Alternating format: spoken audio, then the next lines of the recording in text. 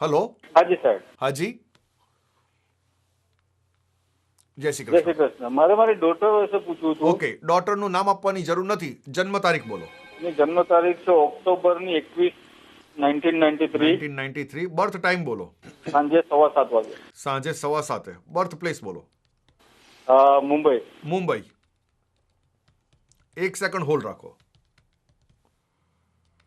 જ્યાં સુધી આપની દીકરીનું કેલ્ક્યુલેશન તૈયાર થાય છે ત્યાં સુધી આપ સવાલ તૈયાર રાખો. સવાલ એના સ્ટડી વિશે પૂછ્યો હતો. Okay okay.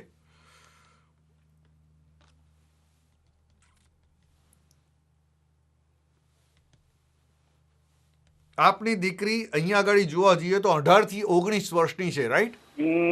સોરી, 1995, એટલે 16-17 વર્ષ. આપે મને 1993 કીધું. હા, ભૂલ છે સાહેબ, ભૂલ. Okay, 1995, right? હા, 7:15 વાગે. સાંજે 7:15 વાગે. Okay okay. હવે આ જે પ્રમાણે જન્મ તારીખ તમે આપી એ પ્રમાણે જોવા જઈએ તો દીકરી 17 વર્ષની. ઓકે. હવે આ કુંડળી પ્રમાણે મેં પ્રાઇવસી મેન્ટેન રાખવા નામ નથી પૂછ્યું, પણ કુંડળીમાં કન્યા રાશિમાં તમારી દીકરીનો જન્મ થયો છે, એટલે કે પઠણ નામથી નામ શરૂ થતું હોય. બીજી વાત, જો અહીંયા આગળ ભણતરથી આપનો સવાલ હોય તો ભણતરના સ્થાનમાં વિદ્યાના સ્થાનમાં નડતર બતાવે છે, એટલે ભણતરથી વિઘ્ન 100% છે.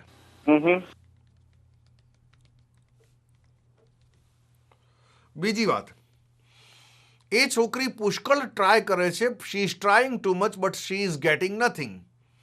એમ આઈ રાઈટ ઓર રોંગ? બીજી વાત,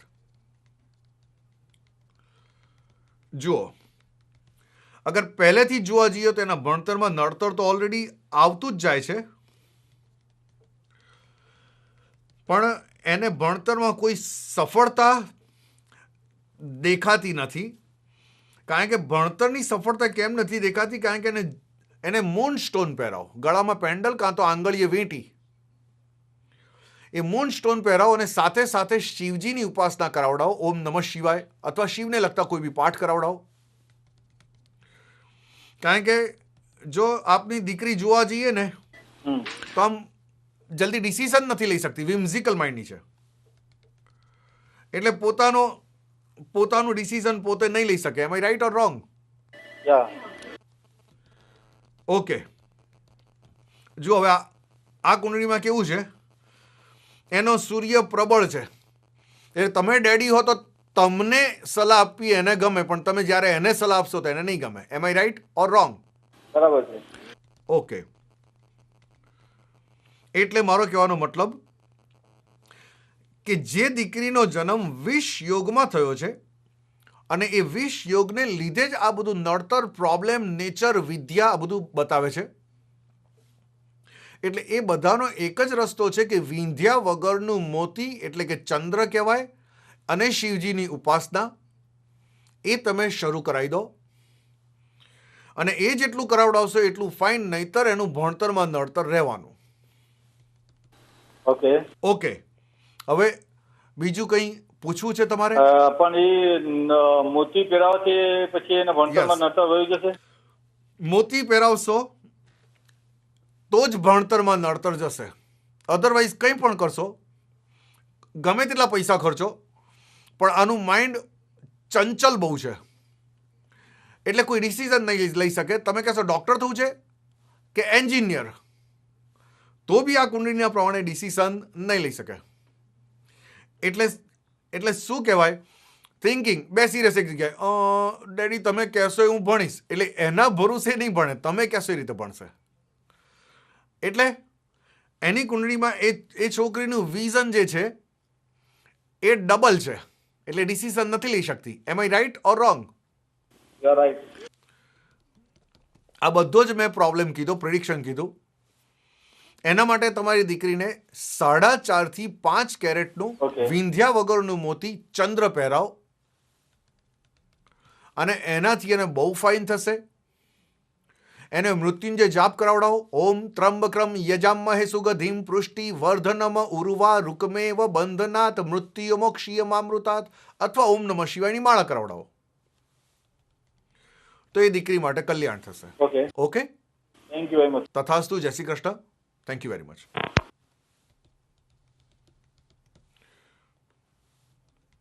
હલો.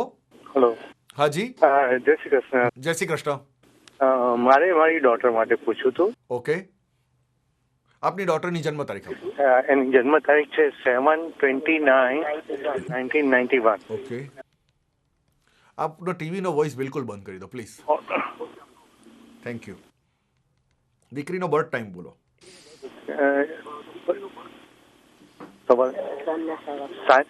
સાંજના 7:15. સાંજે 7:15. હાજી ઓડિયો વોઇસ હજી બિલકુલ બંધ કરી દો. હાજી. બર્થ પ્લેસ બોલો. હા સર, બરાબર. એના બર્થ પ્લેસ છે અહીંયા કોલોરાડોમાં. Colorado, Denver. હાજી. એક સેકન્ડ હોલ્ડ કરો. હાજી. સમય આપણી પાસે ઓછો છે એટલે જેટલો સમય આપું એ પછી તમે શો પૂરો થયા પછી વાત કરી શકો છો. ઓકે, એ દીકરીના માટે જે સવાલ હોય એ આપ તૈયાર રાખો. બોલો, શું પૂછવું છે હવે મને કહો. મારે એના ભણતર બાબતમાં પૂછવું છે ને એને કેવું પાત્ર મળશે એ બાબત. જુલાઈની 29 તારીખ 1991, રાઈટ? હાજી. સાંજે 7:15 ડેનવરમાં કોલોરાડોમાં બોર્ન થયો છે, રાઈટ? હાજી. ઓકે. હાજી.